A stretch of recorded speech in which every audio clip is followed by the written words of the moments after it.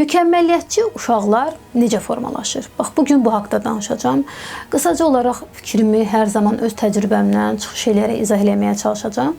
Belə qeyd edeyim ki, bir dəfə bir valideyn müraciət eləmişdi ki, bəs uşağımda mədə bağırsağında problem var, pozulub, qarnı sancılanır tez-tez, ürəyi bulanır, hətta qaytarma halları var. Mən həkimə müraciət eləmişəm. Həkim də bildirib ki, mənim müalicəmlə bərabər mütləq uşağınız psixoloqa da getməlidir. Və özü də təəccübləndi ki, niyə mədə bağırsağı pozulub, niyə bir psixoloqa getsin, yəni nə əlaqəsi var soruşanda.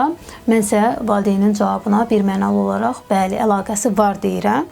Çünki təşviş, həyəcan, qorxu kimi problemlərdə həqiqətən uşaqların mədə bağırsağında pozulmalar ortaya çıxa bilər. Nəinki mədə bağırsağında.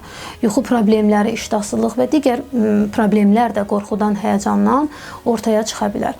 Bəli, məsələ elə məhz qorxu, həyəcanla bağlıdır. Mən ümumiyyətlə təcrübəmdə tez-tez qorxu, həyəcan, təşviş keçirən uşaqlarla rastlaşıram.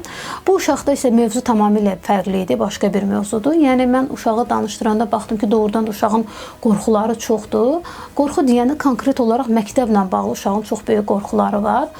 Yəni bu qorxu da konkretləşdirsək, sınaqlarla bağlı qorxudur ki, biz bilirik ki, məktəbdə zaman-zaman kiçik summativ qiymətləndirmə, KSQ dediyimiz və böyük summativ qiymətləndirmə, yəni BSQ dediyimiz qiymətləndirmə olur ki, və bu uşaq həqiqətən KSQ yazmağa az qalmış, BSQ-lərdə çox böyük həyəcan keçirir. Bunun təbii ki, səbəbləri çoxdur. Xüsusi bir məktəbdə oxuyur, liseydə böyük bir rəqabət var siniflərində, belə deyək də xüsusi məktəb olduğu üçün biraz məktəb, müəllimlərin özü də buna təşviq edir. Üstəlik də valideynin özü də mükəmməliyətçi bir valideyn olaraq uşağını belə deyək də bir növ həqiqətən sözün əsl mənasında zülm edir. Niyə görə zülm edir? Yəni mən uşağı danışdıranda təəccübləndiyim də odur ki, baxıram ki, bütün qiymətləri 5-dir, əlaçı uşaqdır və mən ona sual verdim ki, necə ola bilərsən, onsuz da əlaçısan da, qiymətlərin yaxşıdır. Nə üçün özünə güvənsizsən, nə üçün səhv etməkdən qorxursan, niyə həyəcanlanırsan axı? Uşaq dedi ki, müəlliməm, mən yaxşı yazsam da, tutaq ki, 91 almışam da, qiymətim, yəni Azərbaycan dilində tutaq 91 almışam. Valideynim mütləq soruşacaq, 92 alan olmuşdumu? 95 alsam da belə yenə soruşacaq, 96 alan olmuşdumu? Mən həqiqətən artıq KSQ-lər yazılanda, BSQ-lər yazılanda çox böyük qorxu keçirirəm. Yəni həqiqətən işləndə çox təəssüfləndim, həm də təəccübləndim ki, doğrudan da bu cür düşünən valideynlər var. Və əminəm, valideyni başa düşürəm ki, niyyəti xoşdur. Bir növ istəyir ki, uşağı qabaqcıl olsun, yaxşı olsun. Bilirəm, bütün valideynlər kimi mən də istəyirəm uşağım yaxşı olsun, amma bu həqiqətən qaş düzəltdiyimiz yerdə göz çıxartmaq deməkdir. Bu həqiqətən uşağa zülm etmək deməkdir. Ay əziz valideynlər, heç bir şey bizim uşağımızın sağlamlığından önəmli ola bilməz. Əmin olun ki, o uşaq az və ya çox biliklə gələcək həyatda özünə bir yol tapacaq. Amma sağlamlıq olmayandan sonra o biliyi heç bir işə yaramayacaq. Heç bir işə yaramayacaq. Başa düşürsünüzmü? Yəni ona görə mən bu videonu çəkməkdə özümə borc bilirəm ki, bu şeydə diqqətli olaq. Yəni hər şeydən önəmli bizim övladımızın sağlamlığı bizim üçün önəmli olmalıdır, vacib olmalıdır. Yəni, belə baxanda həqiqətən də o uşağı dinləyəndə, o uşağa haqq qazandırmaq olur. Nə qədər ki, evdə o baskı olacaqsa, məktəbdə o baskı olacaqsa, əlbəttə ki, o uşaq bir o qədər səhv etməkdən qorxacaq. Biz bir şeyi anlamırıq ki, sınavlar, yəni KSQ-lər, belə deyək də, sınaqlar qısaca olaraq, həqiqətən sınamaq üçündür, biliyimizi sınamaq üçündür. Bu sınaqlar bizim şəxsiyyətimizi ölçmək üçün bir vasitə deyil ki, mən 91 yığdım, mən zəifəm, 92 yığan məndən güclüdür.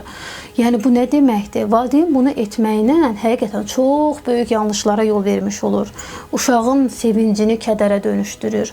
Uşağı başqası ilə müqayisə eləyərək 92 yığan, 93 yığanlarla müqayisə edərək uşaqda sən bacarıqsızsan, sən zəifsən, gücsüzsən hissini ona ötürmüş olur. Və bu uşaqlardır ki, uğuru aşağılanan uşaqlardır ki, gələcəkdə istənilən bir uğur əldə edəndə də heç vaxt özlərindən məmnun olmayacaqlar və gələcəyin təşvişli, həyəcanlı, depressiv, həyatda hər şeyləri olmağına baxmayaraq həmişə özlərini boşluqda hiss edən yetişkin insanları olacaq. Bax, bu uşaqların taleyi gələcəkdə bu yetişkin insanlara çevriləcəklər. Ona görə də, əziz valideynlər, bu məsələdə diqqətli olaq. Yəni, çox xahiş edirəm ki, yəni, həm məktəb, həm müəllimlər, yəni uşaqlara qarşısına tələb qoyanda, nəyisə səhv eləyəndə, onu necə deyim, aşağılamayın, ona dəstək olun. Tutaq ki, uşaq zəif yazıb, həmişə 5 alan uşaqdır. Tutaq ki, 4 alıb, ana necə yanaşacaqsan? Deyəcəksən, qızım, gəl baxaq, görək hansı sualda səhvin var. Yəni o səhv bizə nəyi göstərir? Doğrunu göstərir də. Səhv olmalıdır ki, hardasa biz bilmədiyimiz, zəif bildiyimiz mövzuların fərqində olaq. Bilək ki, aha, mən bu mövzunu demək tam dərindən mənimsəməmişəm. Sınağa biliyimizi sınamaq üçün bir vasitə kimi yanaşmalıyıq. Yoxsa şəxsiyyətimizi sınamaq üçün bir vasitə kimi? Əlbəttə ki, yox. Nə qədər ki, belə olacaq, bir o qədər ki, bizim təşvişli, həyəcanlı, heç vaxt həyatlarından məmnun olmayan yetişkinlərimiz çox olacaq. Hələ yetişkin olmaqdan öncə abituriyentlik dönəminə gələndə biz görürük ki, həqiqətən biliyi, savadı olan uşaqlar gedib sınaqda donub qalırlar, bildiklərini ortaya qoya bilmirlər. Çünki uşaqlıqdan o qədər onların beyninə yerləşdirilib ki, bilgiləri, bilikləri olmağına baxmayaraq sən bacarmarsan, sən səhv edə bilərsən, yəni səndən üstünü olmalıdır, sən ən yüksəyini yığmalısan. Məsələn, bu uşaqlar 100 ballıq sistemdə, nə bilim, 90 bal yığsa da, 10 ballıq səhvi olsa da belə, o 90 ballıq uğurundan zövq ala bilməyəcək. Gəlib bütün günü takılıb qalacaq ki, niyə mən 10 ballıq səhv eləmişəm? Yəni, bu nə deməkdir? Ümumən götürəndə, yəni yaxşı nəticə toplayıb da belə baxanda. Amma həqiqətən də yaxşı nəticə toplamağına baxmayaraq, uğur əldə etməyinə baxmayaraq, heç vaxt öz uğurundan məmnun olmayan insanlar bax, belə formalaşır, əziz valideynlər. Ümid edirəm ki, faydalı oldu. Yeri gəlmişkən kanalıma da abunə olmaq istəyənlər abunə ola bilərsiniz və sonda diqqətinizə görə təşəkkür edirəm.